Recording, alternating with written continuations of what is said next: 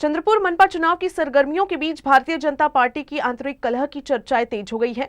चुनावी रणनीति को लेकर नागपुर में हुई पार्टी बैठक उस वक्त सुर्खियों में आ गई जब बैठक के दौरान विधायक सुधीर मुनगंटीवार और किशोर जोरगेवार के बीच तीखी नोकझोंक की बात सामने आई। हालांकि इन अटकलों को खारिज करते हुए मंत्री चंद्रशेखर बावनकुले ने किसी भी तरह के विवाद से इनकार किया और कहा कि चंद्रपुर मनपा चुनाव पार्टी एकजुट होकर सुधीर मुनगंटीवार के मार्गदर्शन में लड़ेगी और जीत दर्ज करेगी। चंद्रपुर मनपा चुनाव को लेकर भाजपा की एक अहम बैठक नागपुर के धंतोली स्थित विभागीय कार्यालय में आयोजित की गई। राजस्व मंत्री चंद्रशेखर बावनकुले की अध्यक्षता में हुई इस बैठक में पूर्व मंत्री सुधीर मुनगंटीवार, चुनाव प्रभारी अशोक नेते, चुनाव निरीक्षक चैनसुख संचिति, चुनाव प्रमुख विधायक किशोर जोरगेवार, पूर्व सांसद हंसराज अहिर सहित शहर भाजपा के कई वरिष्ठ नेता मौजूद रहे। बैठक के दौरान सभी नेताओं ने सामूहिक नेतृत्व में मिलकर चुनाव लड़ने पर सहमति जताई। हालांकि इसी दौरान किसी मुद्दे को लेकर सुधीर मुनगंटीवार और किशोर जोरगेवार के बीच हल्की नोकझोंक की स्थिति बन गई, जिसे वहां मौजूद नेताओं ने बीच बचाव कर शांत करवाया।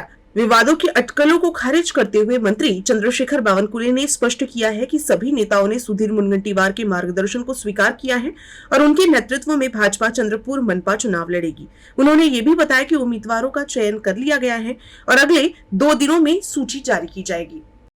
अकोल्यामध्ये राष्ट्रवादी सोबत येण्याचे संकेत आहे आणि अमरावतीमध्ये युवा स्वाभिमान रवी राणाजी यांचा पक्ष आमच्या सोबत येण्याचा प्रयत्न आहे आणि चंद्रपूरमध्येही राष्ट्रवादी काँग्रेस सोबत येऊ शकतं अशी स्थिती आहे। तर मला असं वाटतं की चारही ठिकाणी महायुती जवळपास निर्णय होईल। नागपूरमध्ये मात्र भाजपा सेना महायुतीचाच विचार झाला आहे। अजून राष्ट्रवादीची कुठली चर्चा सध्या सुरू झाली नाही।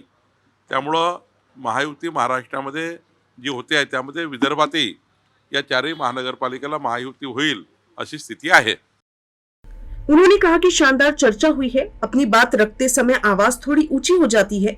कहीं कोई विवाद नहीं हुआ, सब शांति से संपन्न हुआ। काही शाब्दिक चकमकी झाल्या नाही, चर्चा झाल्या, चर्चेमध्ये मार्ग निघाले।